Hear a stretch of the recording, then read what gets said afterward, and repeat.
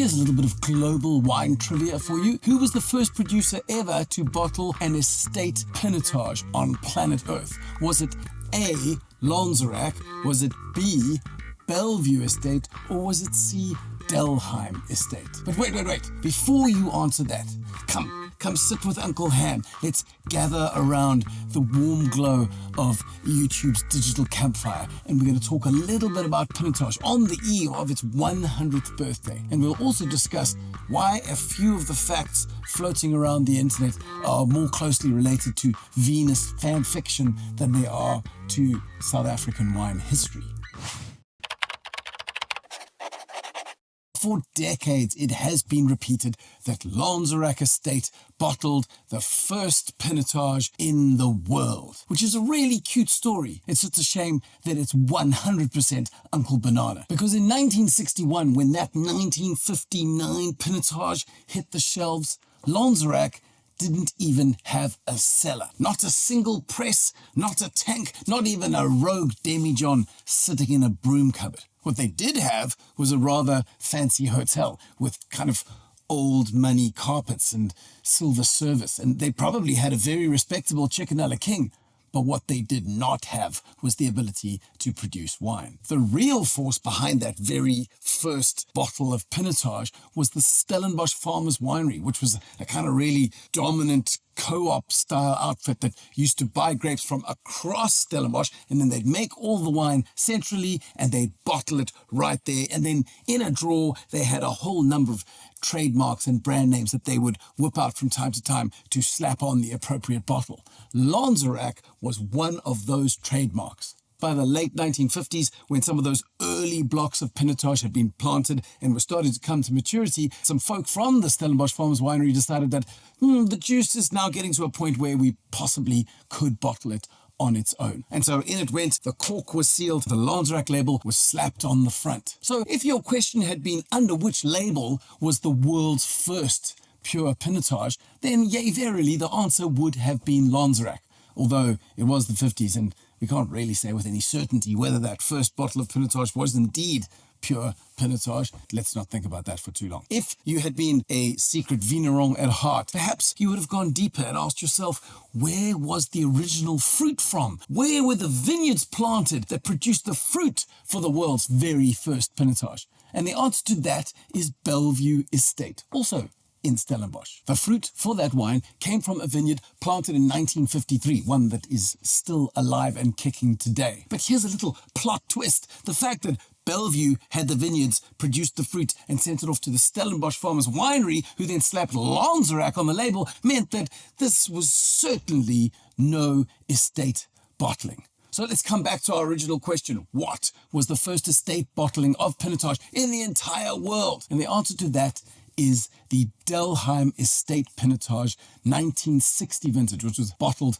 under the leadership of Spats Sperling. Now, the reason that we are untangling this delicious little chapter of Pinotage's adolescent history is because today's hand drink solo wine of the day is made with fruit from the very estate that started it all, Bellevue. And the wine in the limelight is the Atticus Cape Blend, made with fruit that is 100% from this history-laden Stellenbosch stalwart of Bellevue.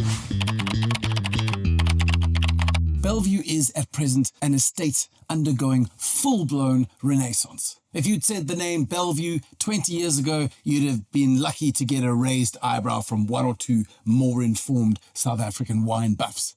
Perhaps 10 years ago, there'd be a slightly larger group of wine geeks who would secretly whisper to themselves that the Bellevue Malbec was really rather nice. But in the last 3 or 4 years, it has been absolutely breathtaking to see the speed at which Bellevue is gathering momentum and gathering focus and swinging everything right back to the cultivar that made them famous in the first place. Pinotage. Sitting and listening to winemaker Wilhelm Kritzinger, it's really exciting to hear how winemaking styles are shifting, moving slightly towards less intervention, less oak, a lighter touch in the cellar, and most importantly, a supreme focus and effort and rejuvenation of the incredible batch of old vines, many of them over 70 years old. It's like they just woke up to the fact that they've been sitting on this amazing buried treasure for decades and are finally unearthing it like Indiana Jones with a plow and some pruning shears. Of course, the crown jewel amidst all these delicious old vines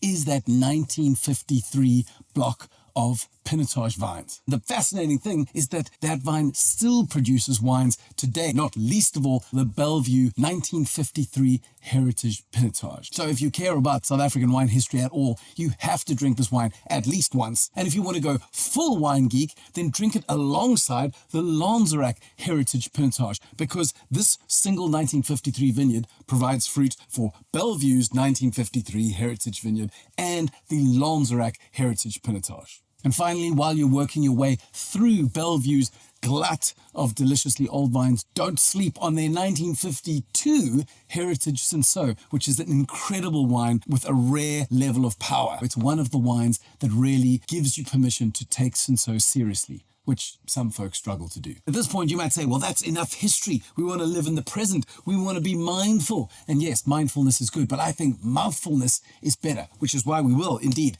close the history textbook and get into the glass. Now, when we give this guy a sniff, well, I mean, the wine really is remarkably primary. There's a beautiful, exuberant wave of black fruit. There's black plum, there's mulberry, there's blackberry, there's even a touch of black cherry. But for all the vibrant youthfulness that the fruit gives us, there's also a level of Cabernet Sauvignon-driven herbal hints of sage and thyme, a little puff of fresh mint, and really this interplay between the fruit and the herbs gives this wine a sense of depth, which is quite out of proportion for a wine of such youth. So let's give it a sip and see what it's like on the palate. Well, as was the case with the aromas, that first impression really is a body slam of delicious fruit, concentrated tart mix of blackberries, mulberries, black cherries, even a hint of blueberry in there. But here's the twist. It is not at all heavy or lumpy. This is a superbly juicy wine that really does leave your jowls tingling. Now, one might have thought that a blend of Pinotage and Cabernet Sauvignon and Petit Verdot could turn into a rather heavy, dense, one-dimensional wine. But this guy is sitting at 13.5% alcohol, which does imply a slightly earlier pick. But what's so impressive about this is that that early pick doesn't come at the cost of beautifully well-formed fruit. You don't get crunchy greenness or astringent tannins. You get a beautifully well-formed expression of all of those fruit notes I mentioned, blackberries and cherries and sugar plum. And the end result of all that is fruit that is ripe, but also lifted. And the reason that it feels so lifted is because the acidity really is quite remarkable. Now, we know that neither Cabernet Sauvignon nor Pinotage are kind of Olympic cultivars when it comes to acidity. But Petit Verdot, well, that can have a whole crazy chaos of acidity all on its own. It definitely gives the entire mid-palate a lift. And the end result of that mid-palate lift from the Petit Verdot is that the finish is delightfully juicy and moorish. What you're left with at the end is some of those black cherry notes and this really lovely mulberry element. Kind of like a slightly unripe mulberry, a little snap of sourness at the back there, which really does, as I say, leave your jowls tingling and making you want to go back for just one more sip.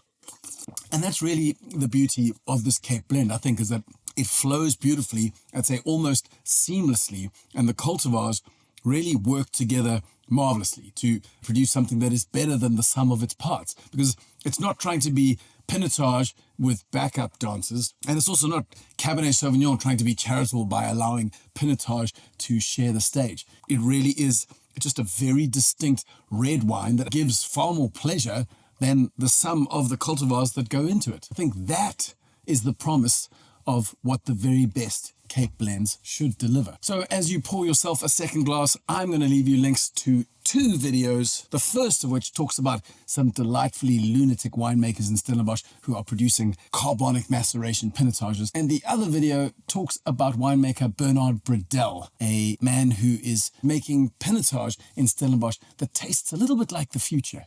Until next time, stay curious and always drink niche.